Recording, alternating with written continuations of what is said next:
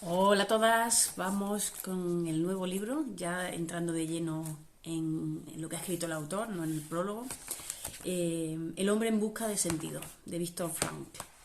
Y bueno, empieza con una primera parte que se llama Un psicólogo en un campo de concentración. Y bueno, se lo dedica a su madre, que también falleció en el campo de concentración, como ya hemos leído. Y bueno, en esta parte lo que explica es la intención que él se propuso al escribir este libro, ¿no?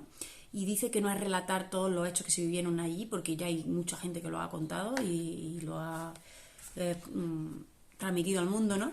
Pero él lo que quiere escribir aquí es cómo él vio el campo de concentración desde el punto de vista de la psicología, ¿no? Ya que él era psicólogo, de lo que trataba era de ver cómo se veía afectada la psicología de los prisioneros que estuvieron allí en el campo de concentración, ¿no? Entonces nos dice que va a hablar de los sacrificios, de los padecimientos y de la muerte, sobre todo, ¿no? Y nos dice que había una selección, tanto activa como pasiva, de las personas que al final iban a morir, ¿no? Dice que había una selección activa porque cada uno de los que estaban allí prisioneros hacían todo lo habido y por haber por sobrevivir, ¿no? Dice por encontrar un trozo de pan o por simplemente que no fueran en la lista de los que iban a ser trasladados, que era lo que les decían, pero en definitiva no iban a ser trasladados, sino que iban a la cámara de gas y a los crematorios después, ¿no? Eh, entonces dice que había una lucha constante dentro de los propios prisioneros porque no saliera su nombre en esa lista que iba a ser trasladado supuestamente, o que no fuera alguno de sus amigos, ¿no? Porque sabían que, bueno, si hacían cualquier artimaña para que su nombre no apareciera allí o el de sus amigos, tenían que sustituirlo por otra persona que inevitablemente tenía que morir, porque dice que lo que le interesaba en el campo de concentración no eran las personas, sino los números. Le asignaban un número de prisioneros y ni siquiera los llamaban por su nombre. Les daba igual que fuera uno u otro el que moría, pero tenían que morir el número de personas que tenían que morir, ¿no?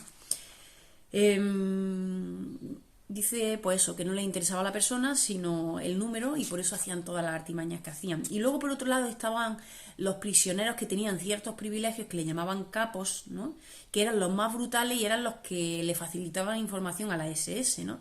Entonces no podían contar con ellos y dice que cometían verdaderas brutalidades de violencia física incluso, ¿no? Por lo tanto dice que no solo se producía esa selección activa por parte de las autoridades y de los capos, sino que también se producía una especie de autoselección pasiva, ¿no? Entre todos los reclusos.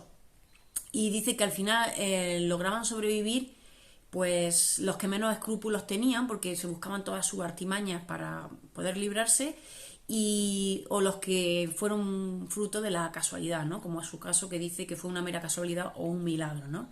Y dice que él está convencido de que los mejores, los que no usaron esas artimañas, no regresaron, fueron los que murieron, ¿no? Y bueno, ya entrando en la siguiente parte, que se titula El informe del prisionero número 119.104, un ensayo psicológico, ¿no? Vuelve a repetir que su intención es describir cómo vivía el prisionero normal en el campo, no los capos ni ninguna. Y cómo se vio influida su vida a través de la psicología, ¿no? Cómo lo vivieron desde el punto de vista psicológico. Dice que él fue un preso ordinario y que allí no ejerció nunca ni como psiquiatra ni como médico, excepto las semanas anteriores a su liberación. Y bueno, dice que estuvo trabajando pues cavando o poniendo travesaños en las vías del tren, y trabajaban para una empresa que cuando hacían trabajos difíciles o peligrosos les daban ciertos cupones de regalo. Y esos cupones de regalo eran cigarrillos, se podían canjear por cigarrillos, si tenían suerte y no bajaban de valor esos cupones, ¿no? Y lo normal era que no se fumaran esos cigarrillos, sino que los cambiaran por alimentos, por comida, ¿no? Dice que los cambiaban por raciones de sopa. Y solo las personas que renunciaban a vivir decidían fumarse esos cigarrillos y disfrutar esos últimos momentos de su vida. Y dice que las personas que decidían fumar definitivamente era porque habían perdido su voluntad de vivir y habían aceptado su muerte, ¿no? Y además dice que cuando lo aceptaban así, difícilmente se les podía convencer para que volvieran a recuperar esa voluntad de vivir, ¿no? Eh, Así que, bueno, nos viene a decir que viene a contar desde el punto de vista psicológico lo que se vivió allí, pero que es consciente de que hace falta cierto distanciamiento, cierta objetividad para trasladar en el libro científicamente lo que se vivió. Por lo tanto, dice que es muy posible que lo que él cuenta que tenga la traza de la subjetividad, porque es inevitable, porque no había ese distanciamiento entre investigador o psicólogo y preso, y bueno, somos conscientes de ello, ¿no? Dice que además, para terminar, dice que su intención era publicar este libro de forma anónima, pero lo convencieron de que pusiera su nombre porque si no, no iba a tener la suficiente confianza su testimonio como para que los demás se lo creyeran.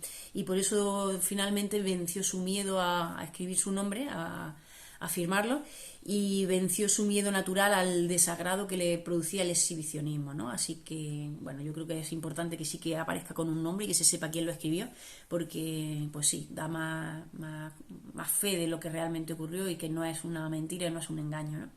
Así que nada, esto es lo que me ha tocado a mí y vamos, todavía no ha contado nada realmente interesante, pero bueno, poco a poco lo iremos descubriendo. Venga, nos vemos. Hasta luego.